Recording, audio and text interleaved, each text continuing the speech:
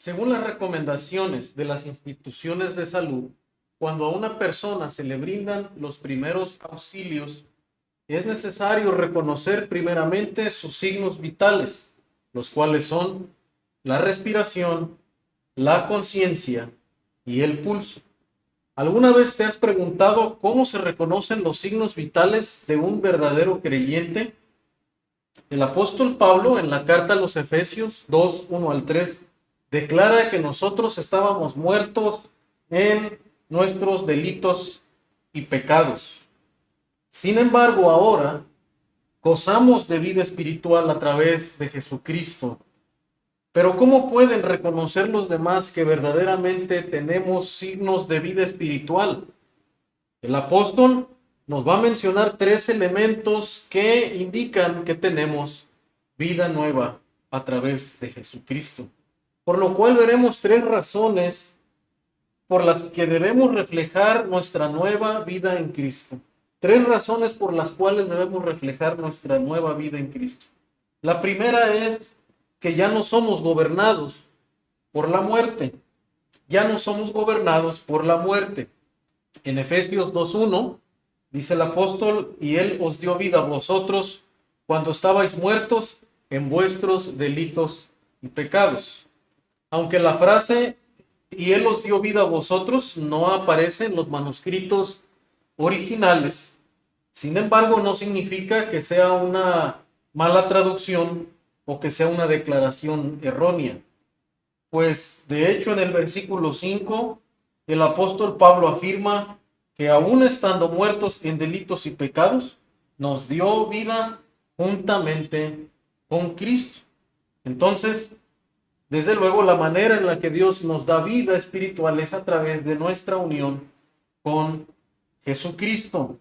Entonces, aunque en el idioma original el autor comienza con la frase, y estando muertos a vuestros delitos y pecados, refleja entonces, hermanos, que la intención del apóstol Pablo es primeramente mostrar la condición fúnebre en la que los creyentes se encontraban anteriormente, en su estado natural sin Dios. Es como colocar un fondo negro para resaltar el brillo de un diamante o de una joya preciosa, la cual esta joya es el hecho de que Cristo es superior sobre todas las cosas y gobierna sobre todas las cosas, incluyendo la maldad.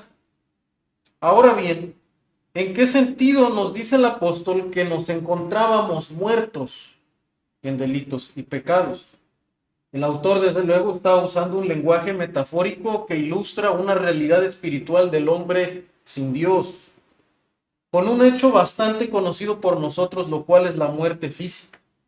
Esto es que es un estado, como sabemos, en el que una persona queda inerte, sin poder reaccionar más a lo que acontece a su alrededor, está ajeno totalmente a esta vida. Este lenguaje que el apóstol usa demuestra entonces la condición en la que el hombre se encuentra sin Cristo, es decir, sin vida espiritual, sin pulso, ajeno totalmente de la vida de Dios y sin una capacidad innata para poder responder a Dios. Con esto, desde luego, no queremos decir que el ser humano no tenga responsabilidad moral o la oportunidad de creer en el Evangelio, sino que la voluntad del hombre está sujeta al poder de las tinieblas y solamente puede tener vida únicamente cuando es resucitado con Cristo y mediante la obra del Espíritu Santo. Sin embargo, esta condición gobierna al hombre natural, lo conduce inevitablemente a quebrantar la ley de Dios, pues Pablo dice que está muerto en delitos y pecados. Por lo cual todo delito, todo pecado es aquello que ofende el carácter santo de Dios, que va en contra de su soberana voluntad. Entonces estos delitos y pecados son el resultado de los deseos, de los pensamientos del hombre que está esclavizado a la voluntad de la carne. como también lo menciona Pablo en el versículo 3, vivía en los deseos de nuestra carne. Por lo cual, amados hermanos, debemos regocijarnos en la salvación que tenemos al estar en Cristo Jesús. Pues por nuestros propios méritos no podríamos ser salvos, ni tener comunión con Dios. Pues nuestra única esperanza entonces está en Dios, quien nos resucitó juntamente con Jesucristo. Ahora bien, Jesucristo a través de su resurrección no solo nos ha librado del imperio de la muerte, de este poder, de esta condición de muerte que hemos heredado de Adán, el viejo hombre, sino que también nos libró del dominio de Satanás y de sus huestes que operan en el mundo. Por tanto, los creyentes debemos reflejar nueva vida en Cristo, porque también ya no somos gobernados por el mundo. No solamente no somos gobernados por la muerte, sino también ya no somos gobernados por el mundo. Es decir, este sistema de valores que está influenciado por el enemigo y sus huestes de maldad, por lo cual la sociedad siempre se encuentra en una rebelión constante contra Dios. Pablo nos recuerda que fuimos rescatados precisamente de este gobierno espiritual encabezado por el maligno, a quien en este pasaje le da el título del príncipe de la potestad del aire, puesto que Dios mismo le ha permitido dominar de alguna manera en la esfera espiritual, ¿verdad? Es el príncipe de la potestad del aire, la esfera espiritual. Así pues, en nuestra vida pasada, sin Cristo, simplemente éramos arrastrados por el sistema de valores de este mundo. Hacíamos y vivíamos conforme al pensamiento y los principios de este mundo. Hermanos, no nos debe sorprender, por tanto, que las personas sin Cristo sean contrarios a los valores del reino de Dios y que también sean hostiles inclusive a los creyentes. Nosotros ahora vivimos bajo el reino de Dios, pues el apóstol enseña que el mismo Satanás también opera en los incrédulos, a quienes llama hijos de desobediencia, puesto que su naturaleza es de rebelión contra Dios. Entonces el enemigo opera en estos hijos de desobediencia que son contrarios a Dios. Por tanto, como hijos de Dios, hermanos, ya no debemos conformarnos a la misma forma de pensar de la sociedad, como Pablo también lo dijera ya en Romanos, capítulo 12, que no debemos conformarnos a la forma de pensar de este mundo, sino ser transformados a la voluntad de Dios. Entonces también, hermanos, debemos evaluar a la luz de la verdad de Dios todo pensamiento, toda filosofía y corriente de este mundo. No obstante, por otro lado, hermano, también debemos tener compasión por los perdidos y orar por ellos. Pues como vemos en el pasaje, se encuentran bajo el dominio del maligno, están cegados también, no les ha resplandecido la luz del evangelio. Así como también nosotros un día lo estuvimos.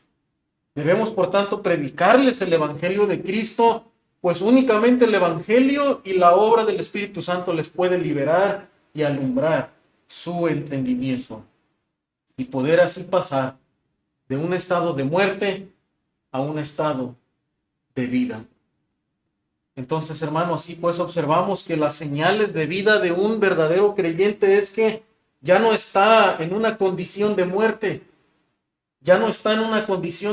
ahora puede responder a la palabra de Dios. Ya no está tampoco gobernado por los valores de este mundo encabezado por Satanás y su sistema de valores. Pero finalmente también el Señor, hermanos, ha triunfado sobre todo poder de la naturaleza caída. Todo poder de la naturaleza caída. Los creyentes no solamente tenemos una nueva posición legal, una nueva vida en Cristo, sino que también ya no estamos gobernados por la maldad de la naturaleza caída, por las pasiones de la naturaleza caída. La naturaleza caída que nosotros heredamos de Adán afecta todo el ser del hombre, contamina todas las facetas del ser humano. En este pasaje, de hecho, observamos que los pensamientos y deseos son el resultado de un poder esclavizante de la naturaleza caída del hombre sin Cristo. Así lo afirma el apóstol Pablo. Pablo afirma que éramos por naturaleza hijos de ira y hacíamos la voluntad de la carne y de los pensamientos, dice en el versículo 3. Pero Pablo va más allá. Nos explica que las acciones malas del ser humano son resultado precisamente de obedecer a los pensamientos y deseos de la naturaleza pecaminosa. Así pues vemos el trágico cuadro de la vida sin Cristo, lo cual resalta entonces, hermano, el poder liberador de la obra de Cristo de salvación, pues Él triunfó sobre la muerte y triunfó sobre el maligno. Al presentarnos el apóstol Pablo todo este cuadro fúnebre del ser humano en su estado natural, hermano, entonces podemos ahora ver brillar el poder de Cristo y la autoridad de Cristo por sobre toda potestad y sobre toda autoridad.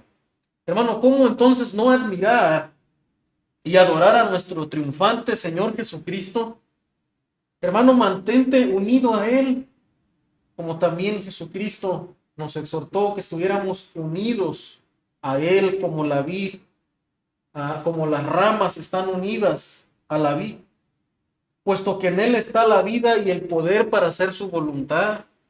Ahora pertenecemos y debemos servir a un nuevo amo, a nuestro Señor Jesucristo.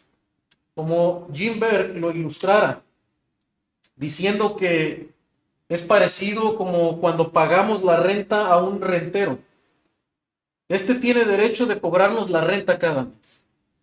Pero imagínate que otra persona compra la propiedad en donde tú estás rentando.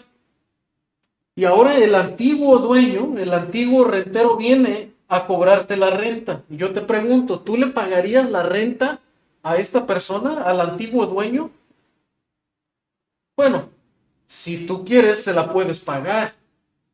Pero la realidad es que no estás obligado a hacerlo. Tu deber ahora es pagar la renta al nuevo dueño, al nuevo dueño.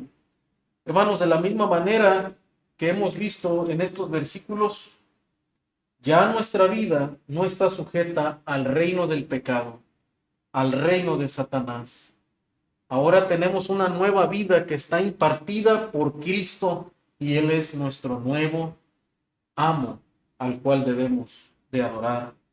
Por tanto, ya no debemos servir a los deseos de nuestra carne, ya no estamos sujetos a ellos, no tenemos que hacer lo que ellos nos dictan, sino debemos hacer la voluntad de Cristo por el poder del Espíritu Santo y dar los frutos, reflejar los frutos del Espíritu Santo. Como afirma también el apóstol Pablo en 2 Corintios 5:15, y por todos murió para que los que viven ya no vivan para sí, sino para aquel que murió y resucitó por ellos. Entonces, hermanos, debemos meditar y recordarnos constantemente que ni la muerte, ni la filosofía de este mundo, ni la maldad tienen dominio sobre nosotros. Todo este gobierno ha quedado en el pasado. Esto éramos, estábamos muertos, anduviste, dice el apóstol Pablo, en una forma pasada. Como hijos de Dios, ahora que poseemos la vida espiritual de Cristo, debemos vivir ahora para hacer la voluntad de Dios. Hermanos, vivamos para aquel que nos rescató y nos dio vida a través de la muerte y resurrección de su Hijo Jesucristo. Y que las personas a tu alrededor puedan ver, puedan escucharte hablar y puedan sentir tu actitud y la forma de conducirte que demuestre los signos vitales de tu nueva vida en Cristo. El Señor te bendiga.